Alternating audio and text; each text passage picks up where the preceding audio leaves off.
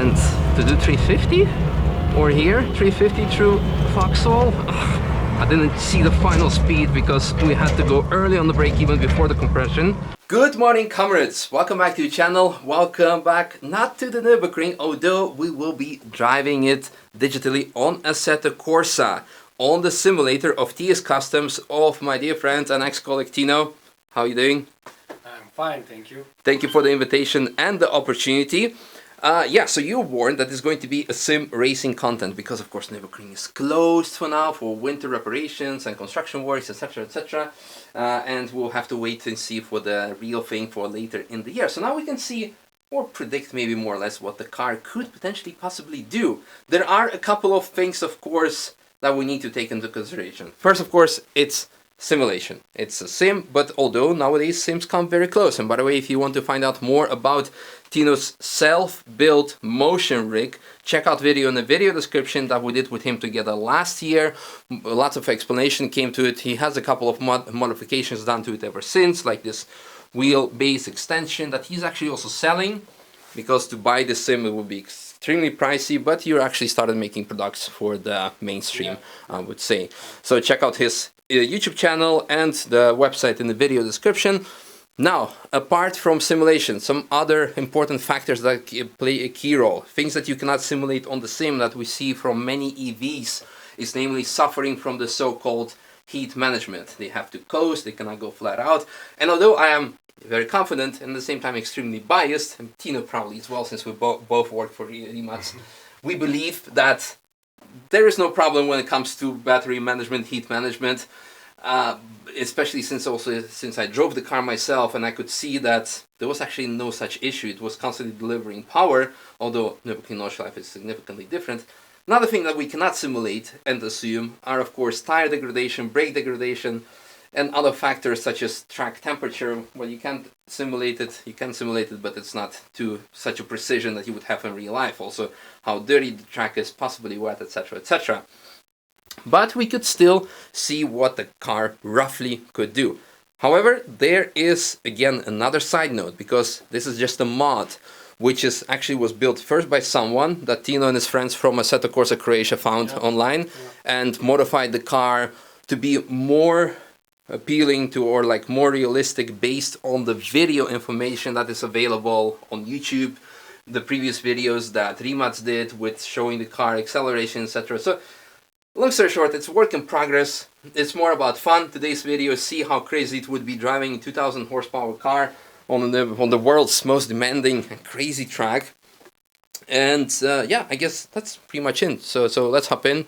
Yeah. Hop in, hop on, let's drive. There's one more thing, namely, luckily, coincidentally, Tino's wife Ivona is actually a groomer, and since I have Pancake, my dog, here, and many of you are constantly every day asking me, there is no Pancake content, let's go check out what's happening there for just a brief second and then hop in on the sim. Fast forward to, yeah, it's not gonna be that kind of video, but I really love the name. So Pancake is already ready to be washed and then later brushed and then hopefully cut off her big pants. So I would say the before and after video will be posted on Ivona's channel, so give her a follow and a sub, and for all the different doggy style kind of content. With all the bad jokes aside, we'll also show you the after progress. Okay, let's go do some sim racing. Alright, off we go! Look at this amazing POV camera holder device that Tino has created as well. It has some 3D printed parts in it, and I must say it actually is a lot better than the original head strap from GoPro. I can actually see what's happening in front of me, and it should be good. Anyway, we are running traction control. Ooh, some of you might say like, you should do it without. But as we could have seen, a real drive of Nevera, traction control is very purposeful. As we've seen in multiple record laps, traction control is very useful as well. ABS, for some reason this mod is running actually MGUK or an MGUH. So, as we mentioned, it's kind of a work in progress. But in any case, I would say let's just go and have a drive, a full lap of Nürburgring Nordschleife. So, go for a drive. Well, regardless of all the work in progress, let's proceed. Yes, because of course it has a rev counter. Like we said, work in progress, including the sequential gearbox. Ooh, steering wheel straight.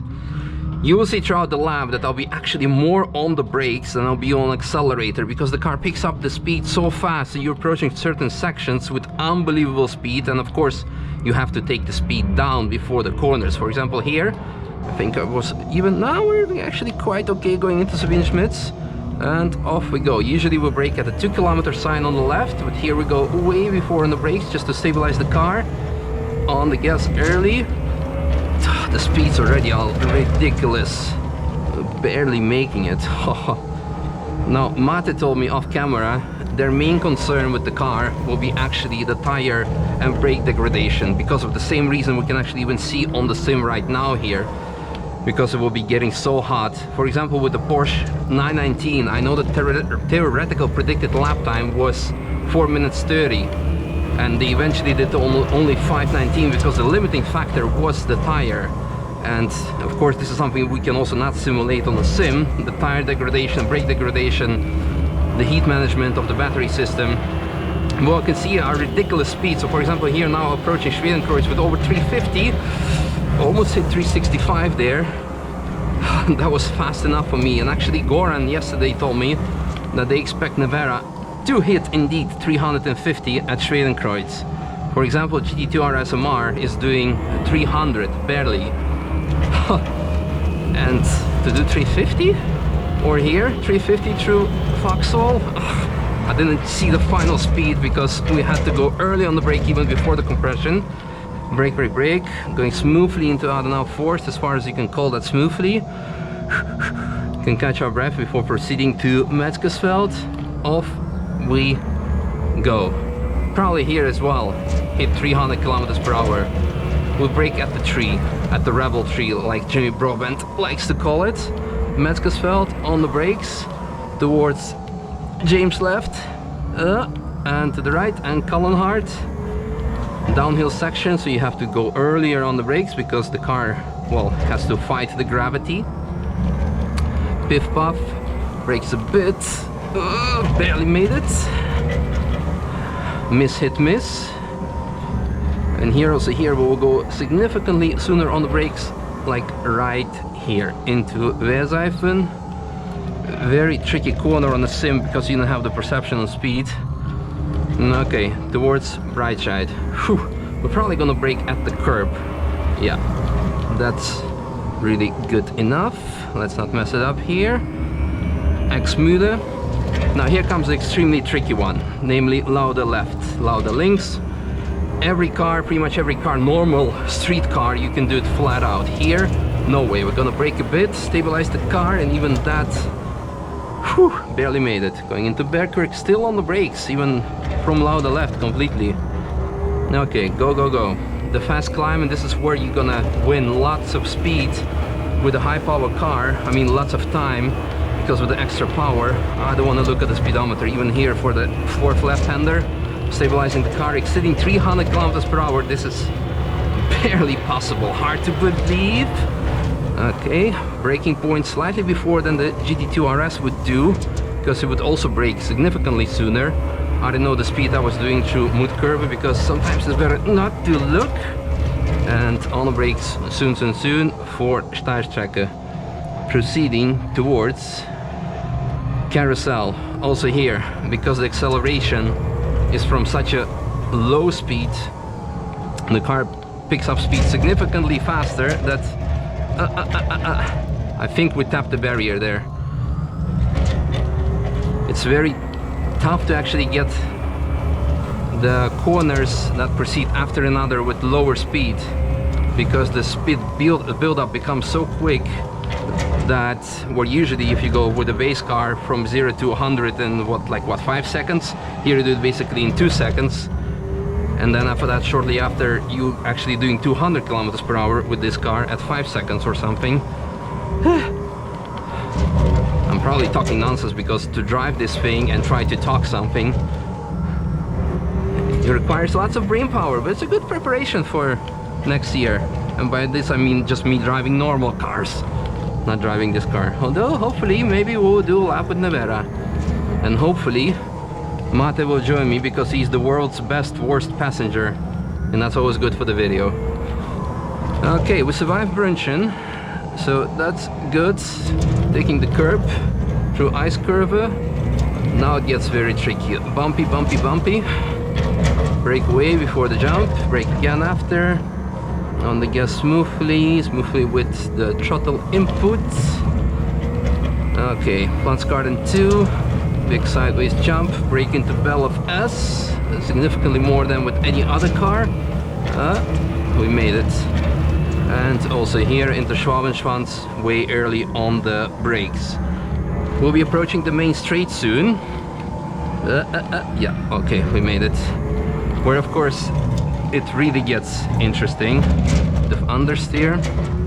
Alright, Gallenkopf, the last corner before the main straight. Usually with any road car it's a very important corner to get right for the exit, but with this car with almost 2000 horsepower it doesn't matter because you're doing 300 kilometers per hour before the Audi Gantry. Yep. Will we hit 412?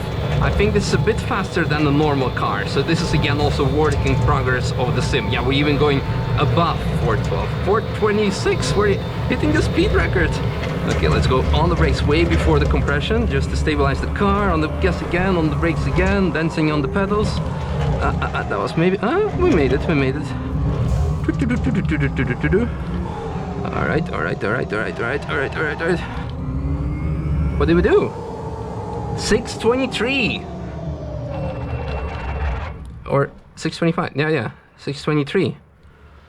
Not too bad considering the small Alpha carousel, me talking, not focusing and trying to do something.